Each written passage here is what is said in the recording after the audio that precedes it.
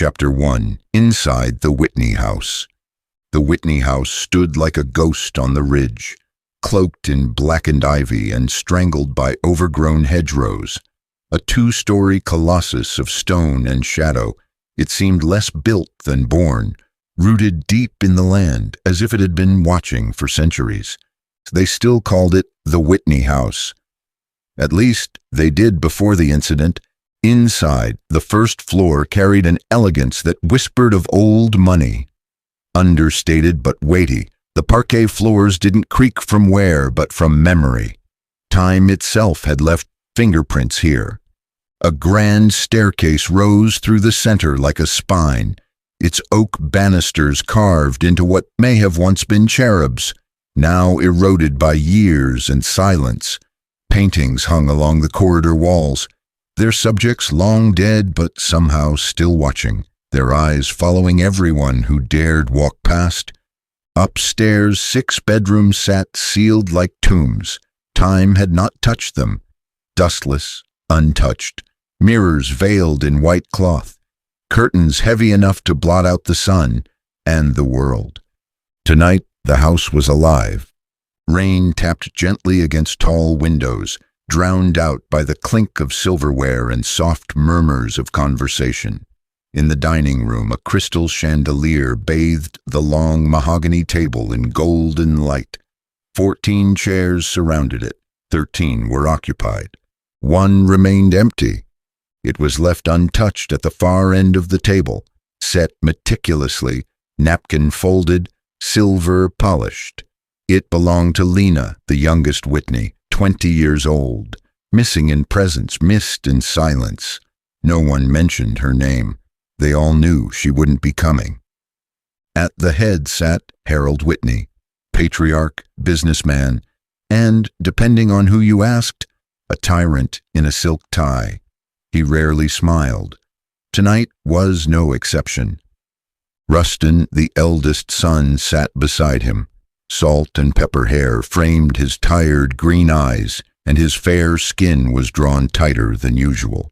But he could never remove that look off his face, the look of firmness and selfishness. His wife Elena was beside him, graceful and quiet, with warm hazel eyes and a half-smile she wore like a shield. David, the middle son, sat across the table with his wife Millie. He shared his father's black hair and his mother's calculating stare. He was the golden child, at least in his mother's eyes, probably because he was the only one who'd made something of himself outside the family business. Harry, the youngest, sat hunched over his phone, fingers tapping despite the stares. 28, broad-shouldered with his mother's hazel eyes and a scowl that rarely left his face. He knew it irritated his father, that was the point. Jake, Rustin's teenage son, sat next to him. 18 and already disillusioned, he sat straight out of politeness, though his eyes scanned the room like he'd rather be anywhere else. Further down the table were Mrs. Park, Shelia's sister, and her husband. Their son Mike sat beside his new wife, Clark, both dressed impeccably, both visibly uncomfortable. And at the far end, Harold's brother, Mr. Lore, picked at his food, saying little, watching much. And at the other top side of the table, Mrs. Whitney was sitting, or Sheila, with her stern look like always. A small side table held the children, Linda, Ella, and Chris, eating quietly, their laughter stifled by the adult tension crackling in the air. Forks scraped plates, knives clinked. No one really spoke. Just the sounds of eating, forced smiles and rain. Then came the crash, loud, suddenly. Every head turned. Harold Whitney slumped forward, face first into his plate. The room froze. Rustin blinked at his father. "Dad?" Elena gasped. Maya, one of the household staff, rushed from behind. She knelt beside Harold, fingers on his neck. Her voice trembled. "Mr. Whitney? Please. Mr. Whitney, can you hear me?" But she already knew. No pulse. No movement. He was gone. The family stared in silence, mouths full. No one swallowed. The children looked on, their big eyes wide with fear. They didn't understand exactly what had happened, but they knew it wasn't good.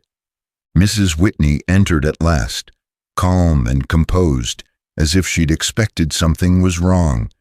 Her gaze went first to the body, then to the plate, then, slowly, to the rest of the family.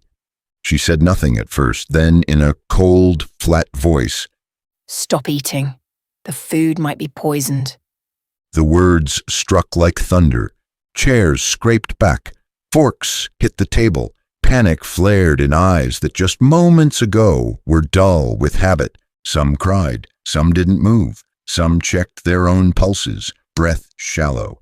Harry's eyes welled with tears as he set his fork down carefully.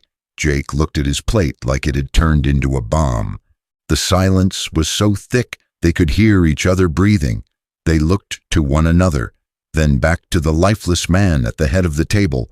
Harold Whitney was dead, and someone in this room had just killed him.